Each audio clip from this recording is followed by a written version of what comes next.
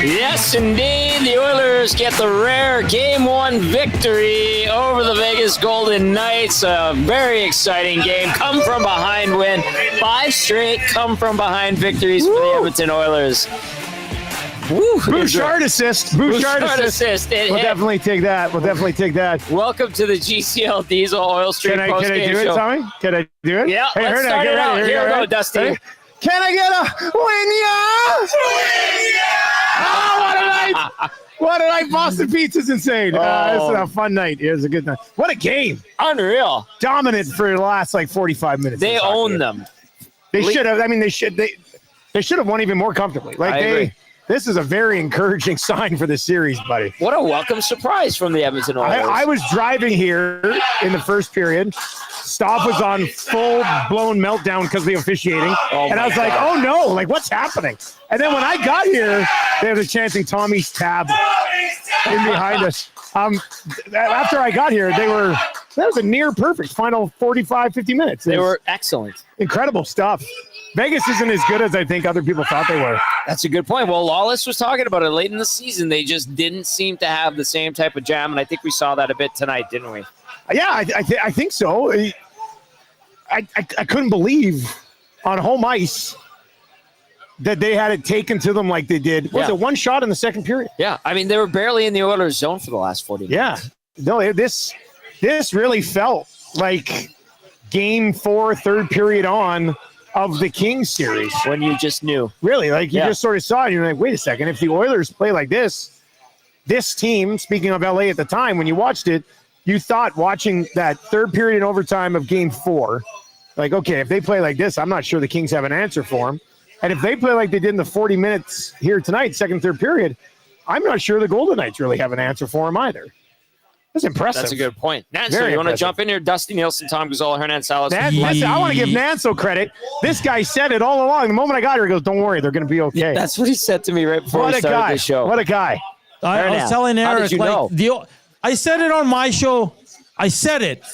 If they win, they lose, who cares? The Oilers always come back. At 2-0, that's exactly what the Oilers wanted. And guys, I am so encouraged by this game. It's over. I called the Oilers in 5. That's what it's going to be. It's going to be Oilers in 5. It's not going to be a sweep. But the Oilers dominated these guys for 50 minutes, guys. For 50 freaking minutes, the Oilers dominated them. I think they had 2 5-on-5 shots in the final 40. That's Vegas Golden Knights. They were awful. They got nothing. Aiden Hill was good through 40 minutes, guys. But he was crap. You know what the Oilers are? They're third period killers, man. They are. Like they have no worry. There's no panic in their game. They're down 1, 2, 3, 4, 5. I'll never count this team out because they've shown us they'll come back from anything. They're almost better when they're down. The Oilers are rolling. The Oilers are the better team, and I think it's going to be a quick series, boys. And maybe I'm a little excited because it's Game 1 and they dominated, but this is going to be quick.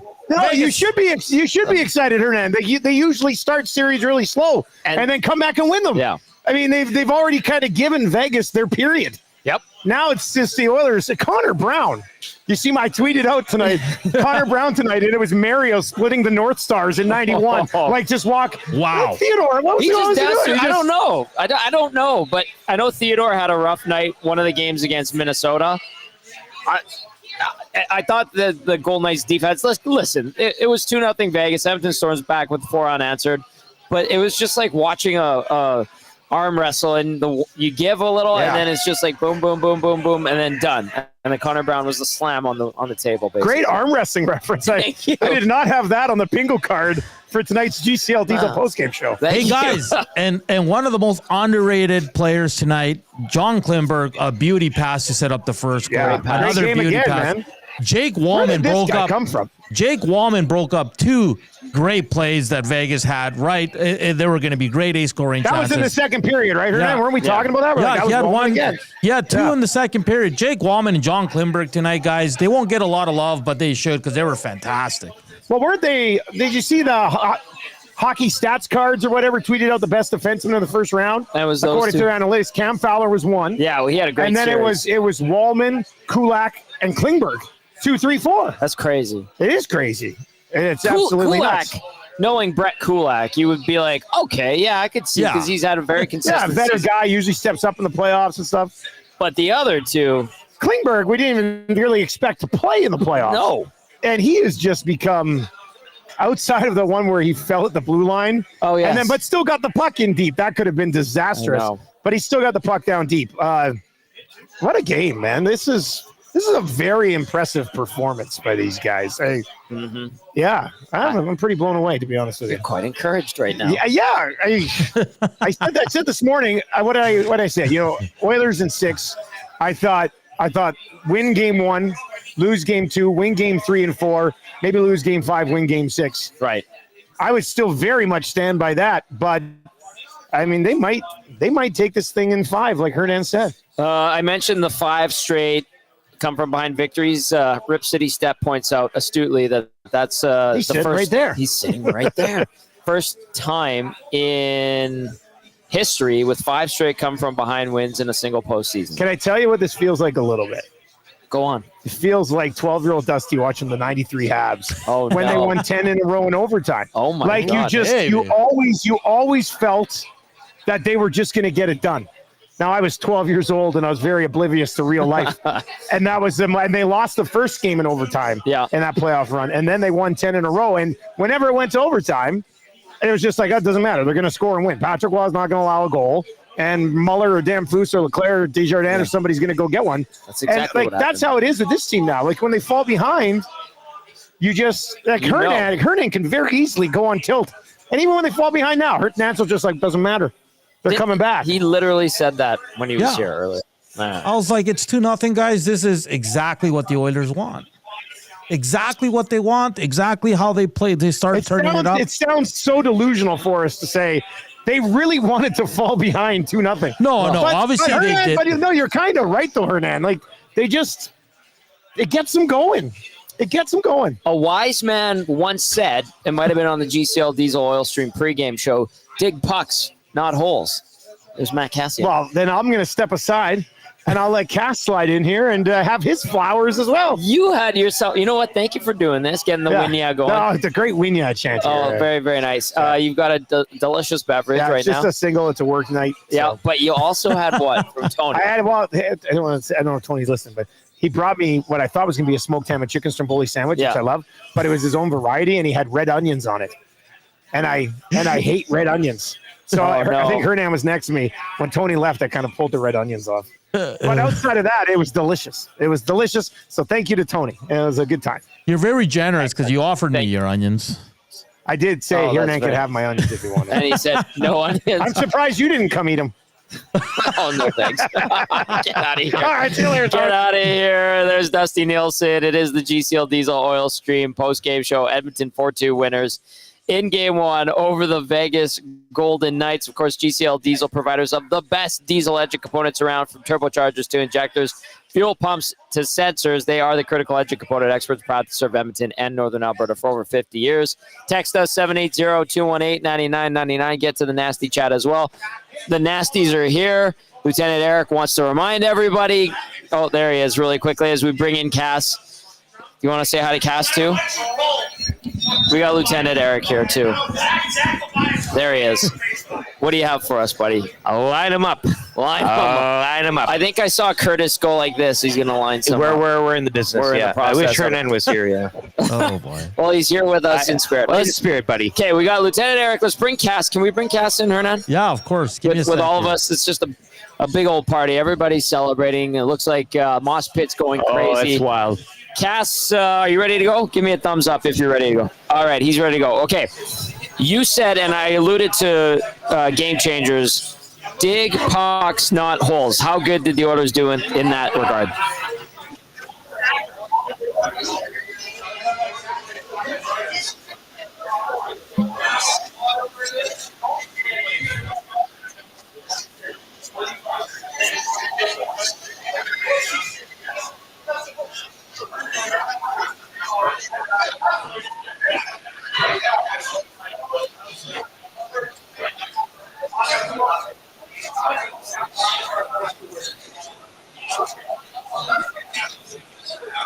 Yeah. Do you have anything for Cass, Rick?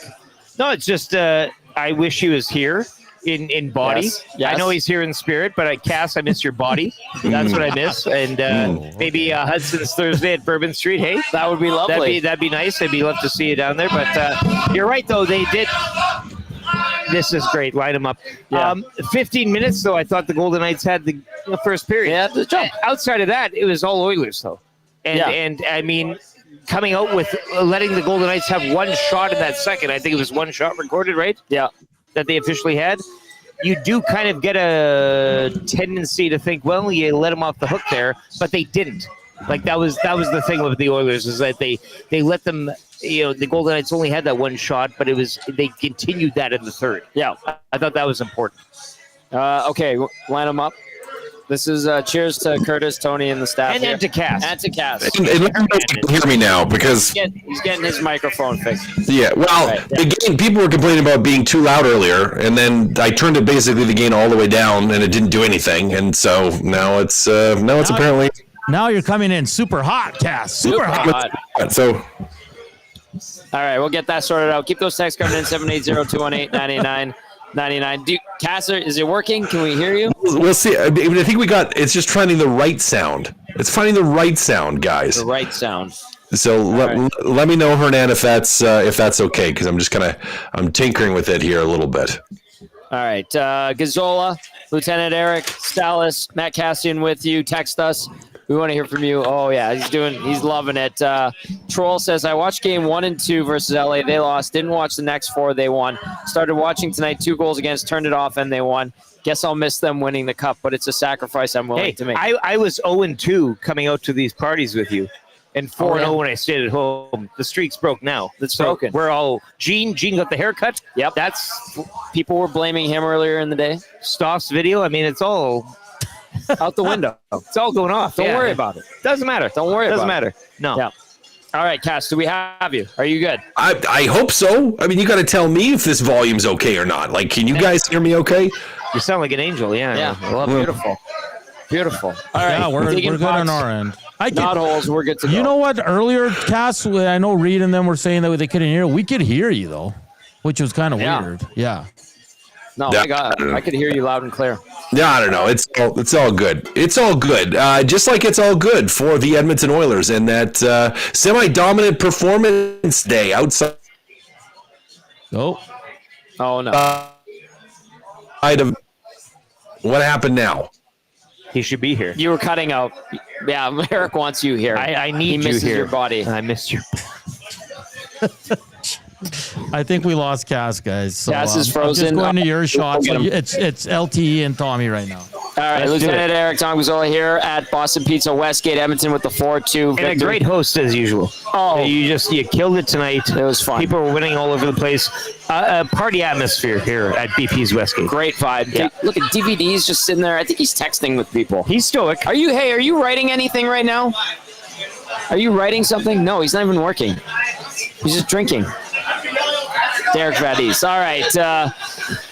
Okay, let's get to some text and the game stats and the scoring summary. We're going to start with the scoring summary and the game stats, then get to some more text. In the first period, didn't start good for the Oilers. Mark Stone got things going. Third of the postseason on the power play, just 2-13 in double tip. Double tip from the Theodore point shot. Carlson gets a piece of it, goes off Stone. I think it just hit his skate and went in past Calvin Pickard. I don't know. I'm not going to put the blame on Pickard there. Pickard again, 5-0. He's 5-0. That is right. That's the only thing that matters. That's right. Mark Stone would add his second of the night, fourth of the postseason from Jack Eichel at 9:03. And at that point, the Oilers got him right where they want him. That's what Hernan said. Oh, well, geez. I mean, come on. And given the second, the one shot I did feel a little, your the sphincter tightens a bit. Where you're like, you don't capitalize on that. Right. But at that point, you kind of do feel that, this isn't the Kings either. This is something different. And the luck, pun intended, ran in the Oilers' way. And they went off. And so 2-0 again. They solved that opening game curse, or whatever you want to call it. I mean, the jinx, I guess. What are they, 4-11 now in first game of the series? But the shots there, man, like 10-10 in the first, 12-1 in the second. But didn't rest off that and didn't let Vegas get back into it after, which was key. Well, they did come back with the goal to cut the lead at 16-26. Corey Perry totally redeems himself because on that second Stone goal, he was turned still over sliding by down the Draisaitl. Vegas strip after that second goal. Yes, he was. just sliding onto the frame, right? Ooh, that's a great way to describe it. Perry totally redeems himself on a nice play by McDavid. Draisaitl, the secondary assist. He tucks it past a sprawling Aiden Hill. And that 2-1. goal a minute into the third.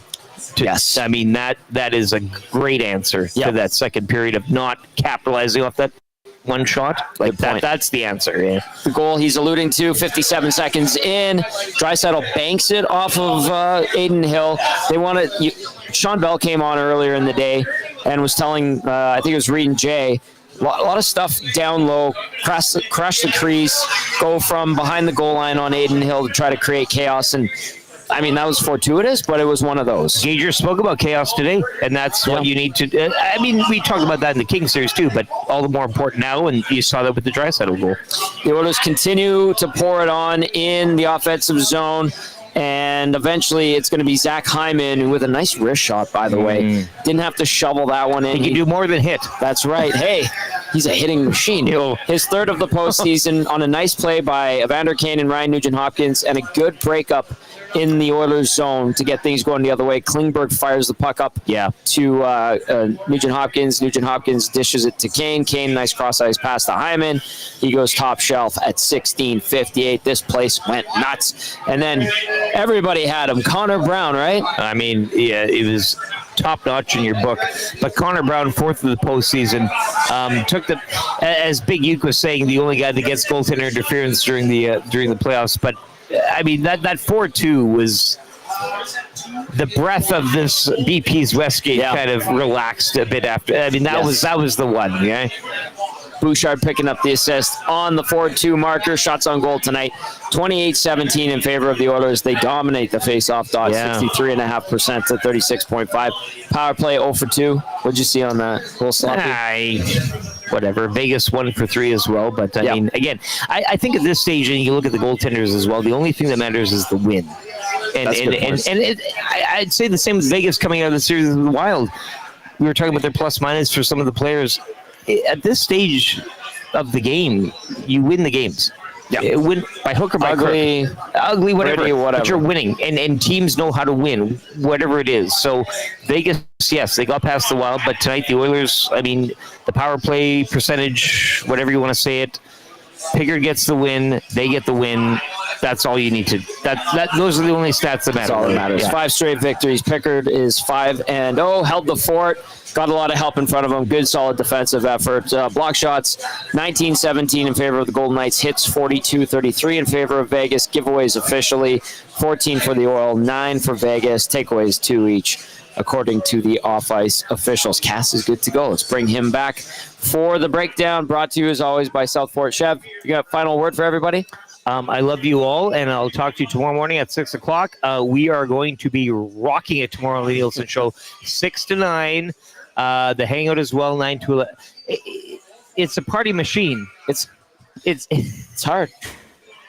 Sard. Go to bed, Eric. Go to bed. I love you, Cass. Oh, I'm going to try. Lieutenant Eric, thank you, sir. Oh, I love that guy. He's a beauty. All right, let's bring Cass back for the breakdown, brought to you by South Fort Chev. Buy now and save, 0% financing, OAC up to 72 months, or save up to $8,000 on 2025 Silverado 1500s. If you haven't gotten your tire change done yet, you can get a deal if you mention EST sent you $60 or $59.95 plus tax. Plus, they're doing discounts on inspections when you get your tires changed. See dealer for details, www.southfortchev.com. Drive a little, save a lot at our friends from South Fort Chev. All right, Cass. Is it like, can you get super excited about this win, or would you temper expectations? How would you provide guidance to an Oilers fan after a win like that? Well, to a fan, I think I can tell you to absolutely get excited about that win. It was a dominant win. It's not like they dominated on the scoreboard. It's not like they won 8-1. But I think overall, in terms of pace of play, They played very, very well. Now, we may not have seen the absolute best from the Vegas Golden Knights yet. And there was a couple little moments where they had some offensive pressure. They had the wheels going a little bit in Edmonton. There was some bend there, but Edmonton managed to hold off in those instances, not give up that next goal. And then just get right back to what they did. And offensively, and we talked about that before the game. One of the things that I really liked is they were, for the most part, pretty aggressive at getting the puck to the net. There wasn't too many plays, only once or twice, I think, on one of the power plays. It wasn't a great power play, where I felt they had some opportunities to get the puck there, and they didn't. It really does seem like they were like, no, pucks are going to the net. We're gonna get there. There's gonna be some traffic. We're gonna try to get the puck through, and a couple opportunities outside of the actual goals. They had the post. Podkolzin, and I think had a pretty good look too on a seeing eye shot that had a good chance, and there was just some offensive opportunity was there. And so, yeah, I feel encouraged by their game. I think fans should too, and the Edmonton Oilers should as well. Like, where they kind of picked up where they left off from last series. Like, it wasn't a big sag, even though they were down a couple goals. It wasn't like they were playing horrible right out of the gate. Like, this is the same team that we saw at the end of the LA series, and that's a really encouraging thing. All right, I want to ask you. Go ahead. No, go ahead, Tom. Okay, one little thing about systems, and I know they were working. It looked like a variation of their breakout in the last couple of days before heading into Vegas for game 1 and 2, and it led to me what we saw in the practices going into this series led to that first goal that they scored. Did you catch the subtle difference in the breakout and what they tried to do when they weren't under pressure? Yeah, there's a little bit of a difference. I'm just going to pull it up again here so we can take a peek at it. And we're talking about the first goal. Yeah. Let me just pull that up. It starts behind the Oilers' net. They swing 2 guys behind. They got a guy way up on the wall, and that was something that they were working on getting ready for the Golden Knights. Yeah, right on your screen. I think what you're looking at here is you're trying to do something a little bit different because you're playing a team that's structurally going to be different than the LA Kings. So from a breakout standpoint, it wasn't from a full set, but really what you're looking to do is you're trying to, I think, you're trying to force back as much as possible Vegas's D. Like, that's really what you're trying to do. You're trying to force them to have a bad gap to allow yourself some space between the tops of the circles and the blue line, if it's there. And we actually saw that a couple times over the course of the night, and not just on controlled breakouts, but just in general, where it really seemed like Edmonton was trying to focus on trying to have some drive to pull those defensemen back. And that could be something that they recognized on video just as being an area where Vegas struggles, in that they don't always have help coming back. They are aggressive off the forecheck. They love to push off the forecheck, and if you can transition quickly and cleanly, you might have the opportunity to back those defensemen up and generate some good looks towards the net. And they did. There was a couple of good opportunities outside of that goal where they had some time carrying the puck into the zone, were able to find a late trailer or a player stepping in, kind of in that second wave of players to generate some offensive opportunity. Guys, I'm just going to throw some stats your way of how dominant the Oilers were, okay? Scoring chances on 5-on-5 were 31-11 for Edmonton. High danger chances were 13-3 for Edmonton. Edmonton is the first team in the history of the Stanley Cup playoffs to record 5 consecutive comeback wins in the postseason. The Oilers have outscored opponents 18-6 in the third period NOT this postseason. They're just tonight was just kind of a similar game to Game 5, guys, where it was close in the scoreboard, but it was all Oilers in this one. And then I'll give you one more, guys, regarding Calvin Pickard, courtesy of Brian Swain. Pickard in the first period has an .875 save percentage. Second period, he has an .816 save percentage. In the third period, NOT, he has a .980 save percentage. He is the first goalie to win 5 straight playoff games since Rolison in 2006. Jeez. First one to win 5 games in a row. Yeah, since Rolison. Wow. That's surprising. Yeah, I would have thought somebody would put together a nice stretch where they won at least 5, but evidently not. So you're saying it's meant to be. I'm kidding. It's only the first game of the second round. So the first game of the second round. If you're the Golden Knights, Cass, how are you picking apart your game tonight? I think you're looking at this and you're going that we didn't do enough of a job of slowing Edmonton down through the neutral zone. And I think you're looking at it saying that we weren't able to generate the looks we wanted to offensively because we were a little bit too perimeter. Maybe even from a mentality standpoint, you might say, hey, we were a little bit too cautious at times. Like we sat back a little bit too much. We need to up the intensity. And I think that maybe is, I'm just thinking this through as I'm talking, that may be the Vegas Golden Knights' biggest takeaway is we weren't intense enough. Like we didn't bring that level of desperation and desire and drive that we needed in this game. I think that's what they're going to be looking at. And especially as they go through the tape to say, hey, we need more. We didn't have our best game. We weren't threatening at all. They're and I think they'll be better next game. Cass, did you think? Oh, go ahead. Just one for me. Did you think the absence of Pietrangelo? Do you think they felt that today? Yeah. The Vegas Golden Knights, and if so, in what area do you think they missed the most? Well, I think you threw the great stat of the scoring chances against that Vegas has. I mean, Pietrangelo, he's a fantastic defenseman. And I think they missed his ability to slow plays down and to control the game. Because as a defenseman, that's one of the things that he does very well, both offensively and defensively. He makes the game be played at his pace, which is tempo offensively, but he slows the game down defensively. Big, rangy, moves well. I mean, there's a reason he's considered one of the better defensemen in the world and has had a lot of success the last number of years. Is he's really, really good. So they absolutely missed him today. If you look at that, who knows what the numbers would be, but you got to think that he'd eliminate a couple of those chances against and generate a few on the for side. Like that's a pretty big loss for the Vegas Golden Knights. I mean, it's not an equivalent, but I would say it's kind of like losing Darnell Nurse if Darnell Nurse had more offense, like right now. It's like not really an equivalent on the Oilers, but it's a big hit. Okay, we got the.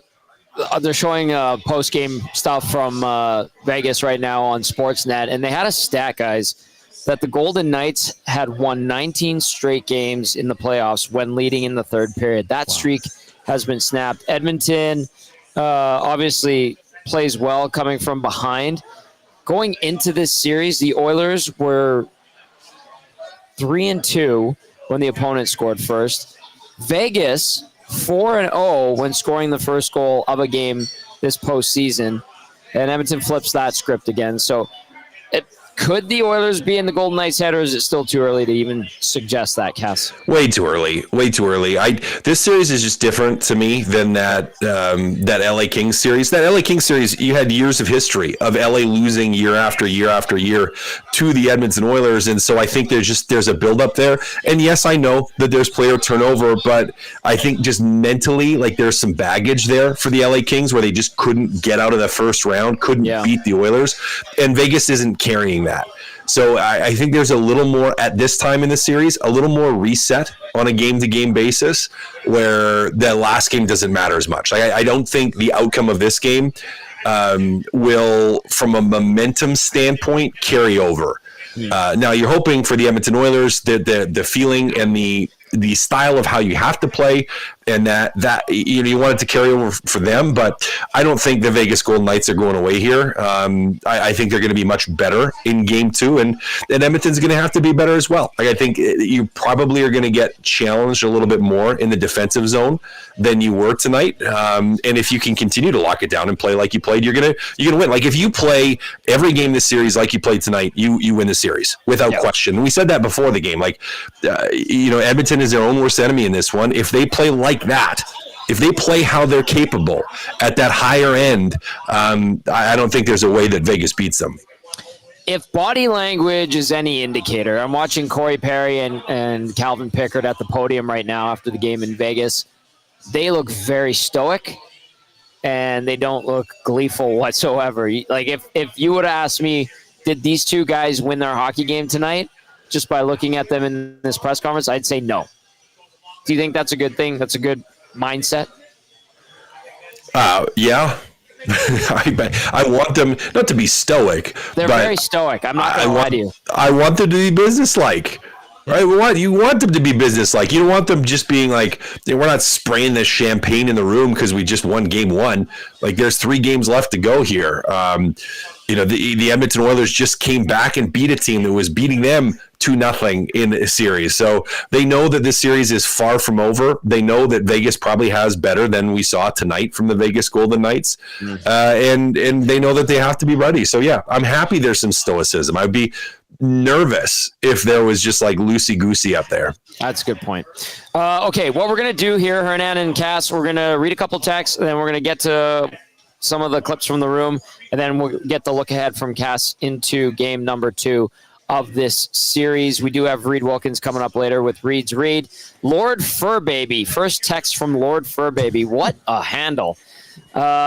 Says, horrible call on Brown. I think everybody would agree with that one. He got knocked into Aiden Hill, and they still give him the penalty. And then he has the last laugh, Connor Brown does. And then Lord Furbaby adds, Klingberg needs some love tonight. Signed, Lord Furbaby. What a name. Tango texting, and it says, if there is not a penalty called on ice, except maybe by linesman, how do they call the high stick if no one saw it? Brandon texting in says, Wallman's best game as an Oiler outside of maybe his first. Some really clutch sticks in the second to keep the Knights from deflating the momentum. How often can you say the Oilers own the neutral zone? What a team effort. I always joke to my dad and brother, Connor Brown, best Connor in the league. Walking Shea Theodore. What a legend. That's from Brandon. And then Norman at Combine says, Tommy and Eric, if those Combine offspring, including Uke, get out of hand, I am not responsible. It comes from their mother's side. Have a great show. Thank you, Norman at Combine. All right, keep those texts coming in, 780-218-9999. The Oilers get the 4-2 win in Game 1 against the Golden Knights. Hernan, who are we going to hear from first? It's your call, buddy. We got Zach Hyman, who scored the winner. We got John Klingberg, who's once again outstanding, especially with his outlet passes. You let me know. Okay, how about this for Lord Furbaby? John Klingberg. Let's go. Here's John Klingberg. You guys kind of had to be a little patient there and find your game. But once you did, what did you like about that second and third? Yeah, no, I mean, I think we played pretty good in the first 2. Obviously, we got to stay out of the box. That stuff happens, but I think we're a resilient group. We show that we can come back in games, and that's obviously a huge thing in the playoffs. So I think we stayed really patient today, kept doing the things that we know work for us, and eventually we got rewarded. Did you feel as good moving the puck tonight as you have? Yeah, no, I feel good. I think it also helps with playing more and more games, getting to know the guys, and now I've been here for a while, so that helps. But yeah, for sure, I think the way I move right now on the ice, I feel very comfortable with my new hips and all that. So I feel like it's just getting better and better, so I'm very happy about that, obviously. Just getting to know the new hips? Yeah, I mean, it's different for sure, but it's the new normal, so it takes time. But like I said, from the start, it's going to be a process, and the thing I'm very excited about is just getting better and better by every week. So that second period, I mean, you only limited to 1 shot. Like, what was it about your forecheck that allowed you guys not to just be aggressive, but be so consistently aggressive? It seems like they couldn't even get time to gather the puck. Yeah, I think the forecheck was good, but obviously they're going to get out of the zone sometimes. And then I think we had a good reload from the forward, so that helps the D keep a good gap. And then we're having a easier time breaking out the puck. And when you control the puck like that in the second period, obviously containing a lot of energy with changes and all that. So like I said, I think we're a patient group. We're a veteran team. The guys here have been playing a lot of playoffs throughout the years. They know what it takes. So just stick to our game and take it game by game. Don, did you feel yourselves as a group taking over the game in the second period? Did you feel that? Yes, for sure. But we felt pretty good in the first 2. I mean, especially the last 10 minutes of the first. Obviously, go down 2-0 is not what you want, but coming back with a huge goal there is obviously helps going into the second period, and then just build from that. Given the way you did control the game in the second, how did you feel going down 1 into the third? You know, maybe could have had a couple goals in the second, but it didn't work out. How did you feel Yeah, I mean, Rico, what did he have, like 4 posts today? We knew we were creating, and like you said, we limited them to 1 shot. We're feeling good about our game, and we got really good work in their D's on our own zone. So we knew eventually we were going to get a grade A, and obviously a little bit of a lucky bounce there with Leo's goal, but that's going to happen too. When you come down, he's trying to do that, I mean, right? Yeah. It's a play he can make. Yeah, obviously. I think their goalie tried to reach for the puck a little bit, and he got out of position. And when you do that, and you have world-class players, they're gonna make you pay. So, great play. When you come back night after night, does it kind of feed off itself? Yes, for sure. In the playoffs, you got to know how to win different scenarios, and knowing that you can come back in games with the kind of players we have here, we know we can do that. So that's a huge plus. But obviously, for the next few games, maybe play with the lead a little bit. You never know what's going to happen in the playoffs. You stay even keel, never too high, never too low. Just move on and take the next game. John, you talked about your new hips. Are the new teeth helping too? I don't know. What do you think? Klingberg knew you, and it leads to a pretty nice play by Klingberg on the third goal. 19:37 time on ice. He had 2 block shots, 1 hit, 1 giveaway, and most importantly, that outlet pass to help set up the game-winning goal. John Klingberg there. Good conversation. The hips thing is interesting. Him talking about that, saying, I've got 2 new hips and they feel great. Cass, there was some concern from some on the pregame show about John Klingberg and his ability to move, and some didn't like this matchup from Vegas Golden Knights on Klingberg, their forwards going up against him. But my argument was, I think LA's got faster forwards than the Golden Knights do. How do you think he managed tonight? You're muted. You're muted, Cass. You're muted. Oh my goodness, what a day! If it helps, Cass, oh my you goodness! know what? I'm going to turn that frown upside down, because Tony from BP came up to me when we were running Klingberg, and he says, "Cass looks beautiful. I want that hat." So I should it's make a you great hat. I love this hat. Yes. I love you guys too. And I love what we said on the pregame show, that LA is faster from a speed standpoint. I think Vegas plays more aggressive in terms of just overall play style, and they're more aggressive towards the net. And that did give me, I wouldn't say massive concern, but and Klingberg wasn't the guy that I was, when I was speaking about being concerned, Klingberg wasn't the guy where I was talking about, really.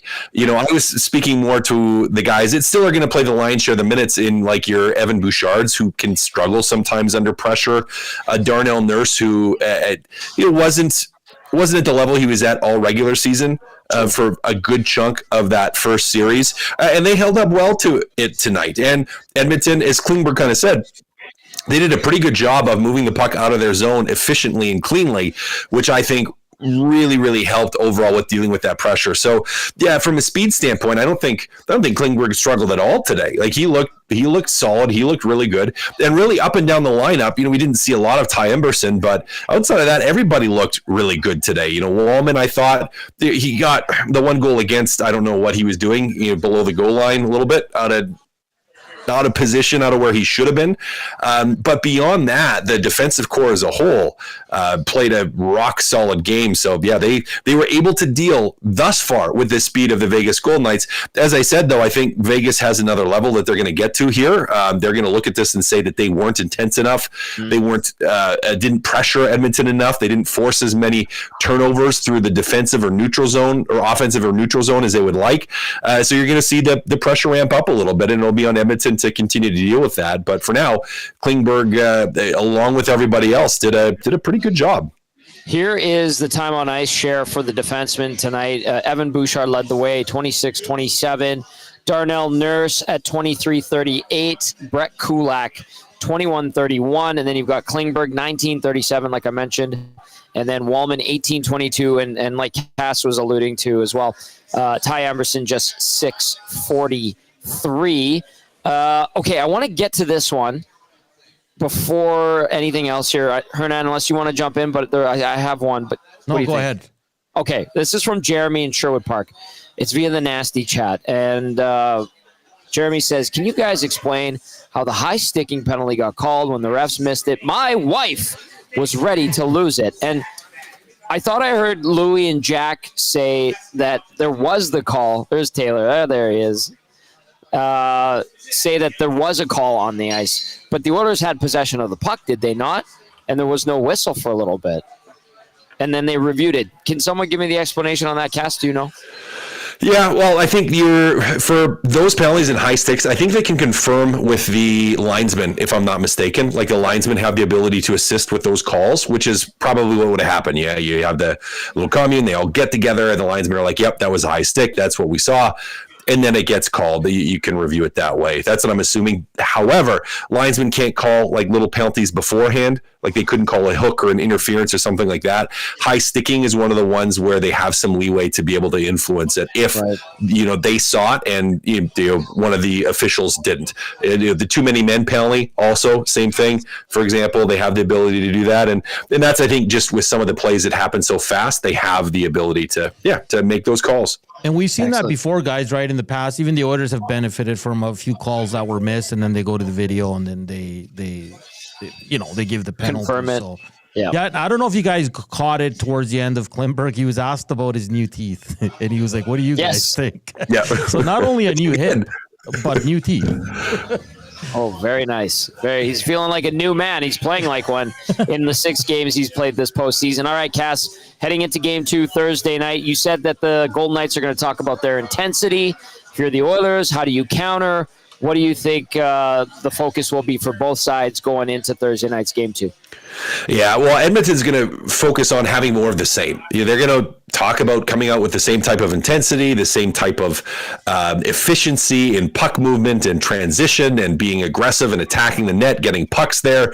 And Vegas is going to talk overall, I think, about their intensity, that they have to pressure Edmonton's defensemen more. They have to find ways to turn over pucks in the offensive zone and neutral zone to generate their opportunities. They're going to look at this and say, we didn't test Pickard nearly enough. We didn't get enough pucks to the net. We didn't get enough grade A chances.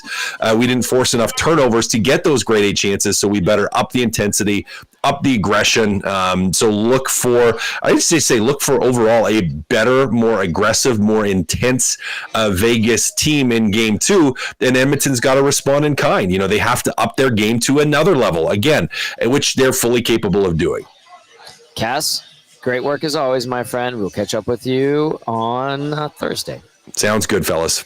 There's our game analyst, Matt Kassian, with the breakdown brought to you by South Fort Chev. Keep your text coming in, 780-218-9999. The Oilers get the 4-2 victory in Game 1. First team in NHL history to have 5 come-from-behind victories in a row in playoff history. We're going to get to Reid's read right away here. We are going to hear from one more player before we get to Reid's read.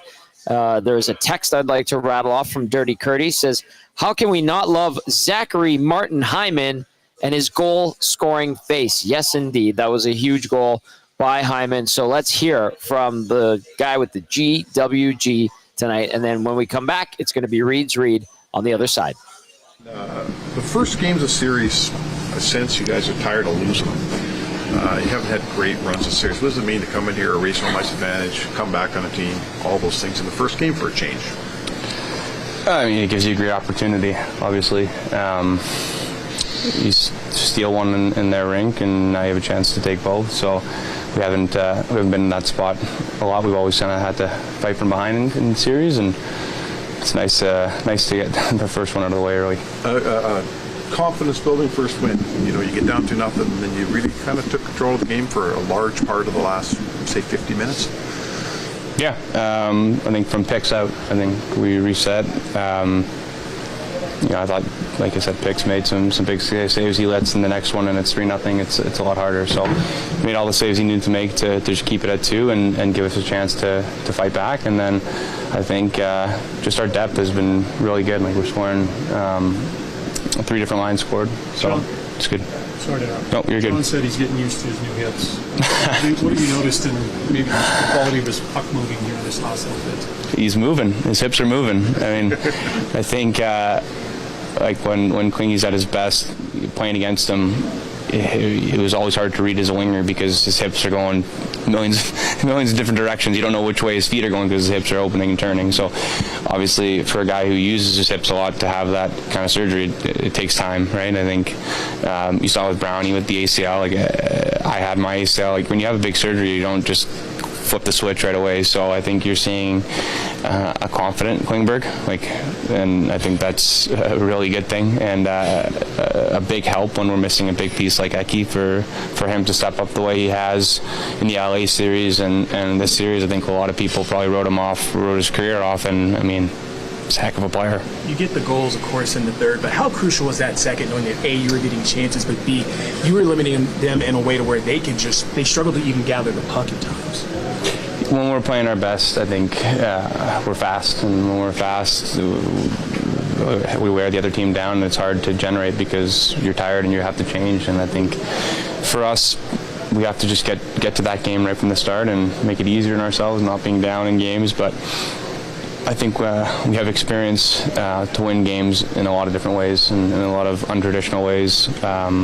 So anytime you get a win, it's a big day, and we got to, take what we did in the second and third and do it from the first. Zach, here's how well you guys did play in the second period. Was it a little frustrating, difficult, what have you, to be down, or to still be down, I guess, going into the third? No, I mean, I think we probably had it in the LA series too, in that game 5 when we probably played our best game of the year and we were 1-1 waiting until the second or third even.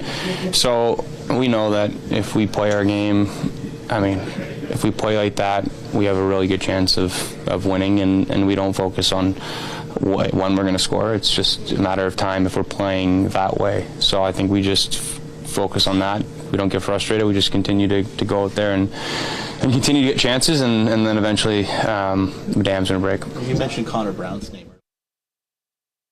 Hyman, who picked up the game-winning goal tonight. Oilers win it 4-2 over the Vegas Golden Knights, take a 1-0 series lead. I think we know we're in for another fantastic series between these two Pacific Division rivals as we welcome in the one and only Reid Wilkins for Reid's Read, brought to you by Edmonton Garrison Memorial Golf and Curling Club. Fall in, golfers. Edmonton Garrison Memorial Golf Club is open to the public and memberships are still available.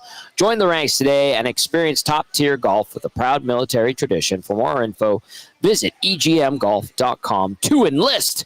As we welcome in our favorite soldier, Reid Wilkins. Wilkie, I want to start with this. I want to apologize.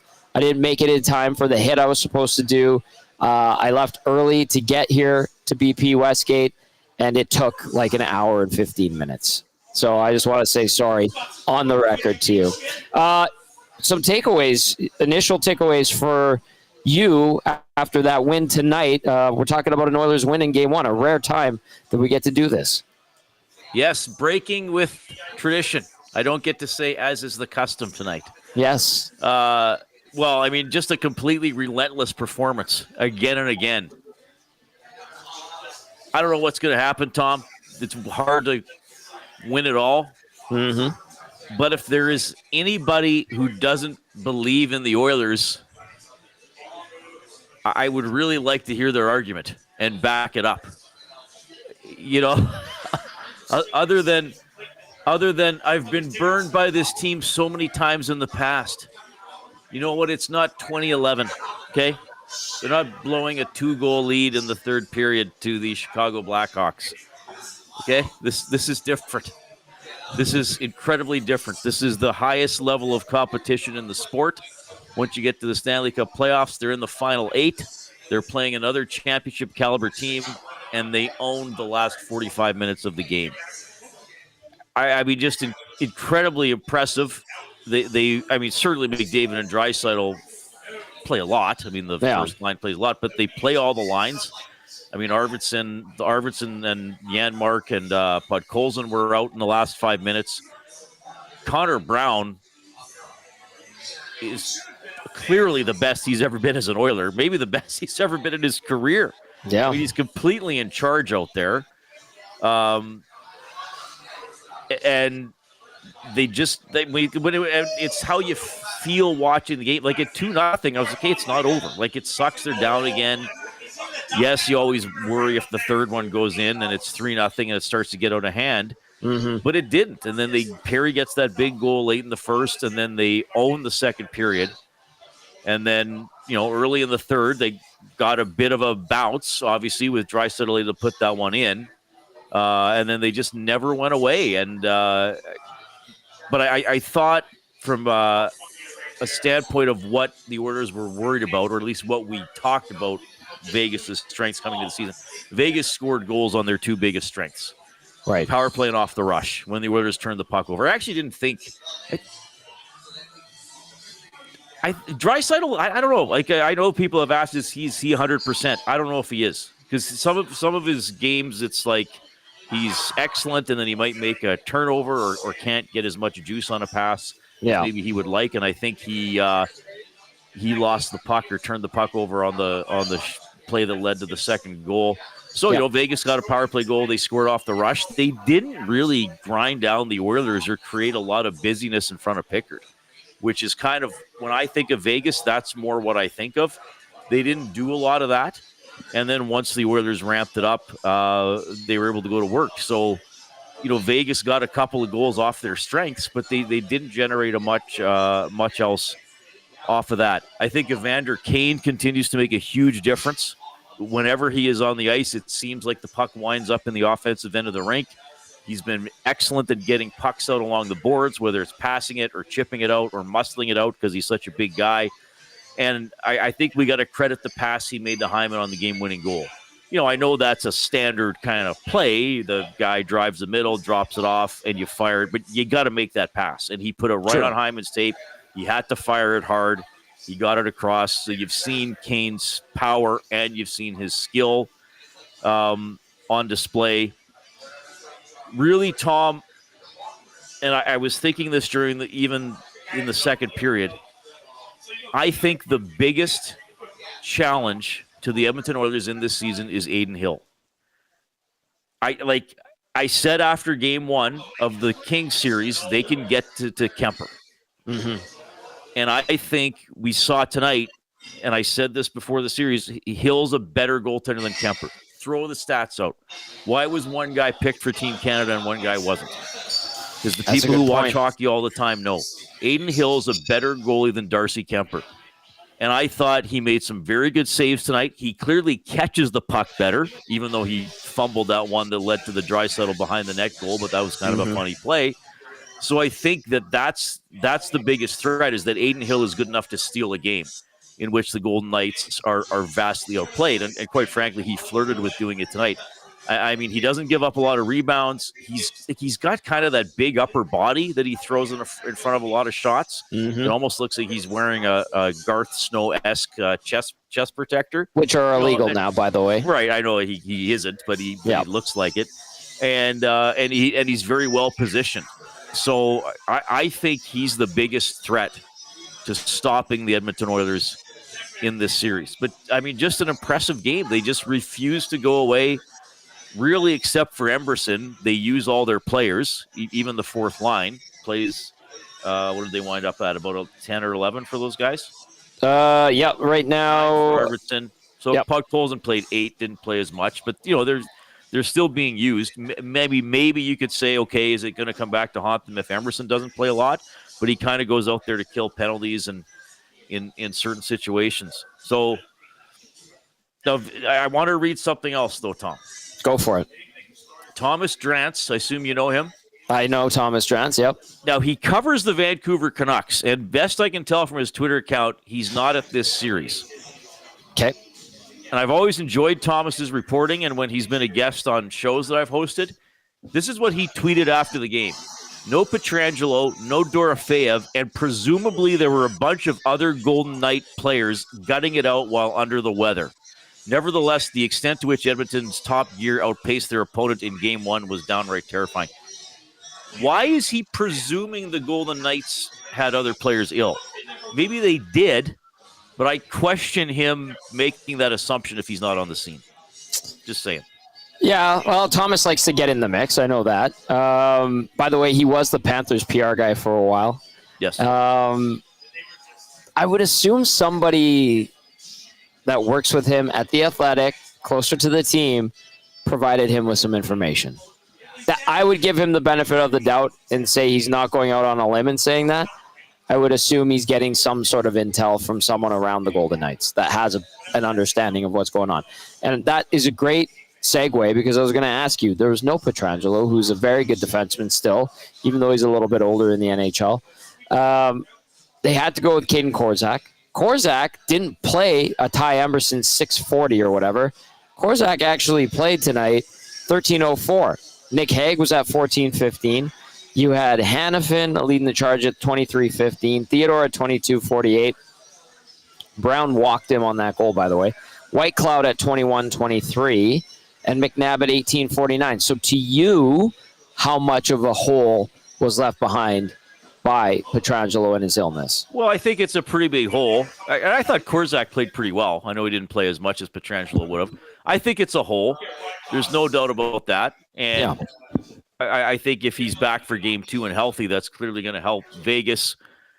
But having said that, you can only judge the players who played. And if you want to start talking about injuries, then you can start talking about Ekholm and Morrissey and Heiskanen and Robertson and all the teams that won without very significant players. But I think they missed Pietrangelo, and I think they missed the fact that this special nickname that I have for the Golden Knights. He's one of the most miserable ones when he's in that. I like that nickname, by the way. So thank you. But he is a bit of what do you say? He's 37 now. So, and I think there's been maybe some talk that he's not as effective as he used to be. But oh, by the way, he was still picked for Team Canada, which was one of the best teams ever assembled for the Four Nations face-off. So, yeah, I mean, that's fair. I mean, maybe the Golden Knights had some illnesses. Clearly, missing Pietrangelo hurt them, but the game faced off at 7:50 Mountain on Tuesday, May 6th, and over the course of the whole game, the Oilers were better under those circumstances. Nope. Text us, 780-218-9999. Get to the nasty chat and answer. You want to jump in? Yeah, Reid, like you said, just a relentless. I love that word that you use from the Edmonton Oilers. Pickard held the fort. I didn't love the second goal, but Perry played that extremely poorly for sure, and he made up for it with his goal as well. And you brought up Pietrangelo, a big miss. I don't know if he's in the game. It changes the result at the end. But when you see this team, and Tom brought it up, like seeing their post game, seeing how they're kind of controlling themselves when they're going off the ice, just a composed team. Like, what do you think last year did for them, where they just kind of take the game, we won, we move on? Where, in the early years of the playoffs for the Oilers, they struggled a bit. They wouldn't win a lot because they didn't have that experience. How much do you look at last year and seeing kind of what it's giving this team now, where they look so composed and so calm and so collected all the time? Yeah, well, I'll even go back to when Vegas eliminated them in 2023. Like, that series really hurt them. Like, when they lost to Vegas, because I think they thought, and they probably were, like, good enough to win the Stanley Cup. And they lost to Vegas, and I'm sure, Tom, you might have been there. Hernan, you would have been watching it. Like, you remember how dour the postseason stuff was? And that's where McDavid kind of mumbled the cup or bust thing. That's where that all came from. It was a couple days after that loss to Vegas. And then, again, I'm going to go to this again, but if we want to talk about the team maturing, then they start the next season acting like they're playing in the playoffs again and being overly tense about everything, and they start the season 2-9-1. And I think Woody was part of that overreaction, and he gets fired, and then things change. But so I just think that's a really good question, Hernan. I don't know if I can nail it down to any one moment, but I think we started seeing this in the playoffs last year, trailing the series to Vancouver, trailing 2-1 to Dallas, obviously trailing the Stanley Cup final. I think this is now a team that's, been in the crap, or they've been through some crap together. There's no more lessons for them. Right. Like this is, they know it's the final exam. They understand what the final goal is. They understand they can't. This was a great win, but it doesn't win them the Stanley Cup. Yeah, exactly. It's only 5 out of potentially 16. So I think that, it is extremely even keel. And I was talking about Knobloch on my show today, I do think his overall demeanor helps. Like I think he's a very obviously competitive and sharp-minded coach who isn't afraid to make tough decisions, but he never puts that emotion on display publicly. You never see him going to be the Tortorella or anything like that. It's always kind of like, oh yeah, well, okay, that happened, and this happened, and here's what I think.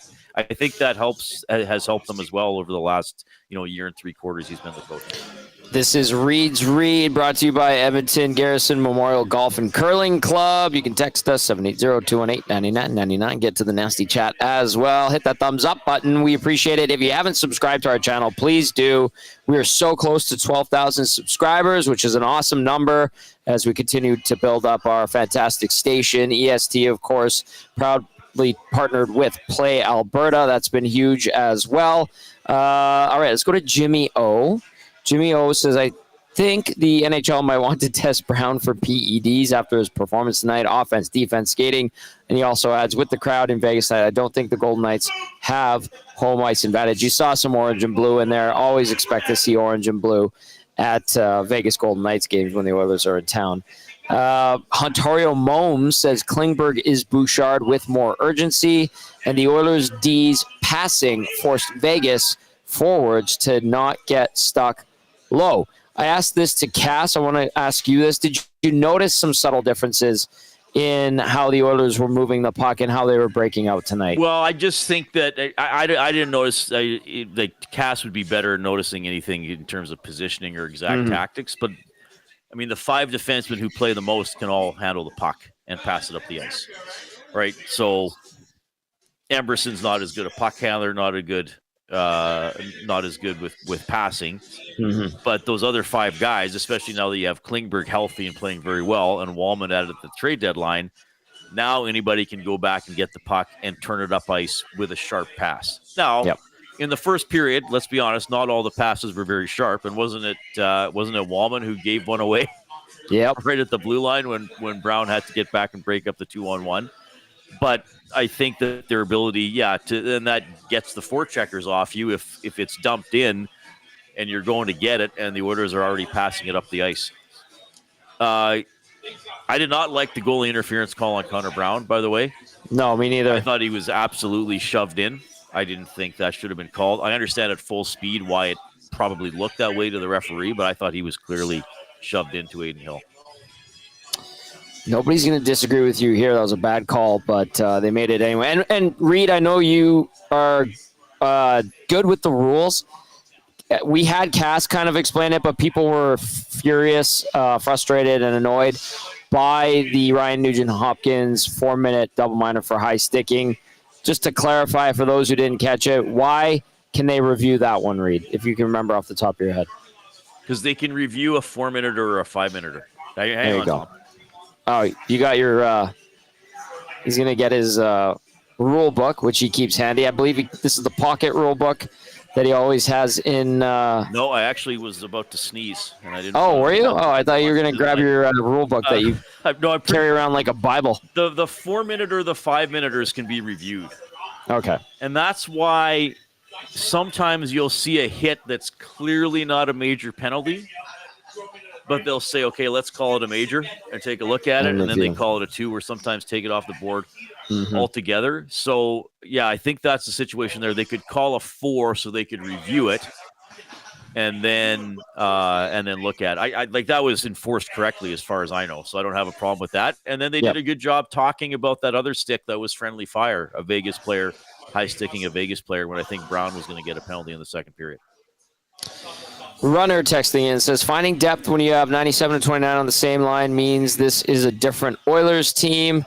Connor says, no minor penalties can be called by linesmen other than too many men and puck over glass. Guys, ref here, linesmen can call double minors or higher. Yep. They can tell the ref to call a double minor, then it can be reviewed and even changed to a minor, confirmed or canceled out. So Cass, pretty much right. And then you reinforce that, Reid. So thank you, Connor, who is an official.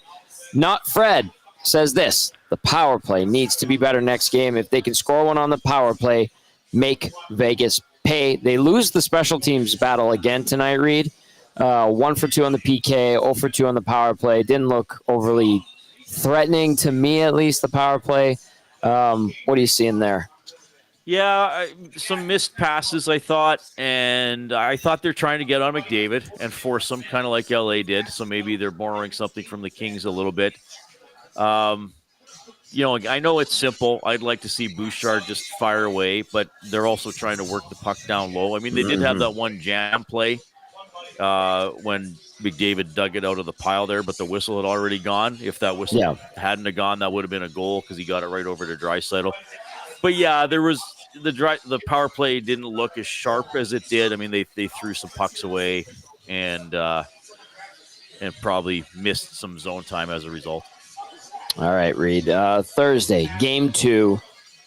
What say you? What has to change? What has to stay the same? Well, what kind of result do you think we're going to see in this one? Well, for the Oilers, just I'm not going to talk about tactical stuff. I'm just going to say have the same mindset. I mean, this again, relentless, calm. They don't let it get out of control when they fall behind, which they do all the time. But I mean, I can't say score first because they're fine if they don't score first. And when they did score the first 2 goals against LA in Game 3, they still had to come from behind because I think they were up 2-0 and then had to come back from down 4-3 with the video review sequence. I guess I'm curious to see what Vegas is going to do. If they get Pietrangelo back, if they're going to shuffle their lines to try to spread it around anymore. But now the onus is on Vegas to do what Edmonton couldn't do early in the series against LA, and that's get more traffic around Pickard and to try to create more chaos around the Oilers' net. Because in the second and third period, they really didn't do that. And as we were talking about, even their goals weren't so much a result of that. So I'm curious to see what Vegas might try to bring to put more pressure on the Oilers' defense and to get the puck into the blue paint more. If you're a Golden Knights fan, are you worried? Well, I think fans always worry. Sure. Sometimes they're confident, though, and this has been a fan base that can be confident about a lot of things. There's been no shortage of confidence around the Golden Knights organization in general. Yes. Correct. I think. Look. Even though I began by saying if there are Oilers fans who don't believe in the team, like you got to try to convince me why you can't believe in them. But there's probably still Oilers fans who are saying we can't come from behind every game. We can't. The power play has to be better. So I get all that.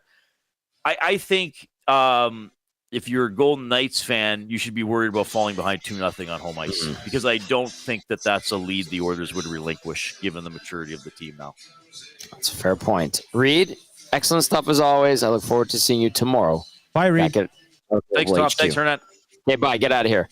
There you go. There's Reid Wilkins. You can catch him on the Reid Wilkins Show every Monday to Friday, 3 to 6 with Jay Milne and Ice Cube. Nancito, you got anything? No, it's man, good vibes. A lot of the negative Nellies not saying much in the nasty shit. Shaggy in St. Albert, where you at, bro?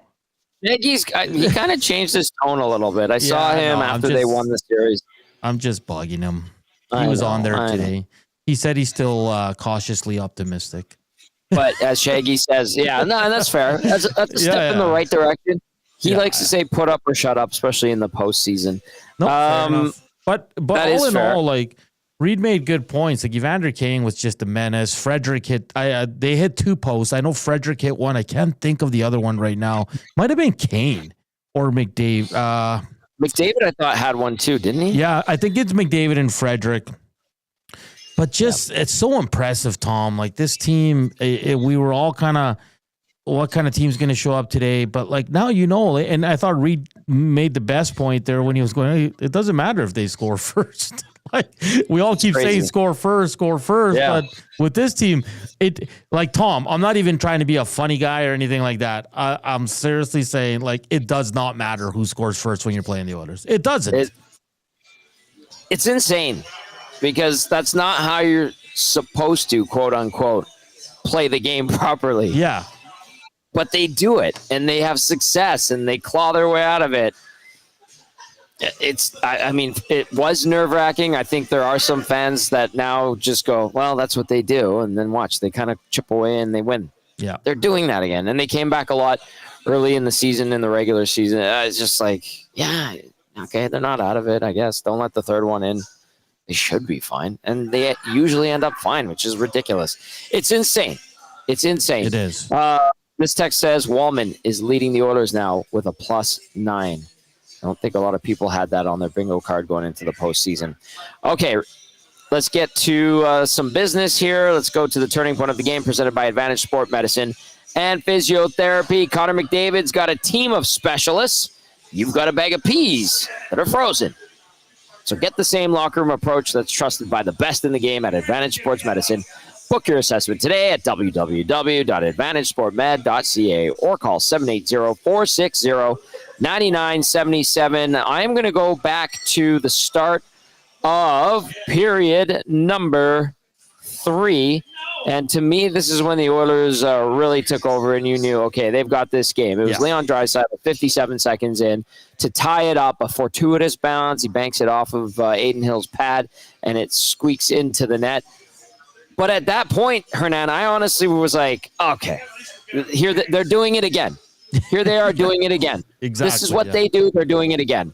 And sure enough, they kept pouring it on, bend and bend and bend, force the Golden Knights to bend, and then eventually they break with Hyman's goal at 16:58, and then Brown adds the insurance marker on Aiden Hill. Nice individual effort by Connor Brown. But to me, it was Leon Draisaitl, his 4th of the postseason, banking it in off of the pad of Aiden Hill at 57 seconds. That stands out as the Advantage Sport Medicine and Physiotherapy turning point of the game. Do you think that I'm onto something there, or would you go with something else? No, I think that's spot on. It was a tough one today, Tom, but I think you nailed it with what you selected for the turning point.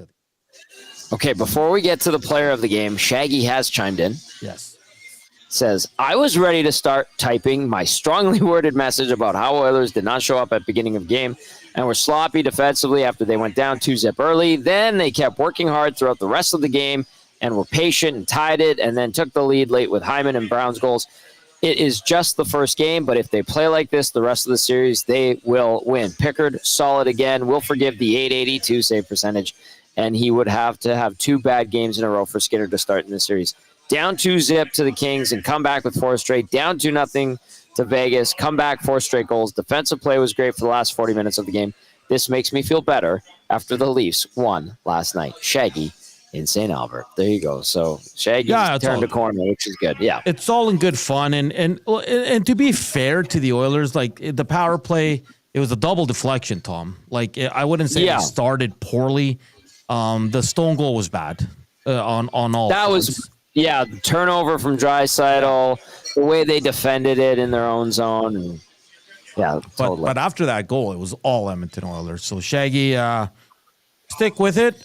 This team is doing something, again, special. I know it's only one game, but it's going to be good vibes tomorrow, Tom. You know that through all the shows. So it's going to be fun as we get ready for Game 2 on Thursday. We still have a bunch of nasties here. It's great. And DVD's still here, too. Nice. All right, let's get to the player of the game, brought to you by Damon Bunting Real Estate. Damon Bunting, you know him. He's consistent. He's a top-producing realtor and has been in the greater Edmonton area for over 17 years. He and his team would love to help you find that right home or make the move from your current home. So please check him out, DamonBunting.com, or visit his Instagram at Damon Bunting Real Estate. Senor Latino Heat, the floor is yours. Yeah. There's a lot of, there's no one on this team, Tom, no one that I can pick that was bad, that had an awful game. I thought they all brought it. Whether you played 7 minutes, 15, or 22, I thought every Edmonton Oiler was good tonight. And I'm going to give it to a guy that he's been damn impressive since he's come in. He's got new hips. He's got new teeth. And now for the first time this season, he's got the Damon Bunting player of the game for the agency. I got to give it to John Klingberg. We heard from him. Absolute beauty. He's playing some excellent hockey. And a guy that's probably not going to be up for this award on many nights, Tom, because there's so many great players on this team that usually perform. But on a night like this where everybody was good, no one really killed it in terms of points, John Klingberg gets it. And the crowd goes wild for John Klingberg. There you go. So that is the Damon Bunting Real Estate player of the game. John Klingberg, new hips, new teeth. a refreshed demeanor and performance leads to a victory, sets up the game-winning goal with a nice pass to Kane. Kane over to Kane to Nugent Hopkins. Hopkins over to... No, it's the other way around. It was Nugent Hopkins to Kane. Kane over to Hyman. Hyman snipes it. Okay, let's get to this one other note to pass along your way. A big thank you to Curtis and Tony and the entire staff here at Boston Pizza Westgate. We always have a great time here. A ton of giveaways. Everybody was laughing it up, having a great time. There was shots going on because everybody was pumped up about the Oilers win. They want to remind folks that on Mother's Day, heart-shaped pizzas, small and medium sizes are available. And then on Mother's Day, there's a contest that they're doing. It's a coloring sheet, and it's for the dining room only. The best coloring sheet done on Mother's Day will win a Kate Spade handbag. Apparently, they're expensive, they're popular, and everybody loves them. So a Kate Spade handbag for Mother's Day. You can win it with the coloring sheet in the dining room on Mother's Day here at BP Westgate. And on Saturday, they've got UFC and the Oilers game. They'll have the sound on for the Oilers game, obviously. That's a 7 o'clock start, a rare 7 o'clock start on a Saturday. And then after the game, they'll flip on the UFC sound. So it's going to be an action-packed weekend here at Boston Pizza Westgate. Nat, so I'm going to read a couple texts, and then we'll give our final thoughts and say goodnight.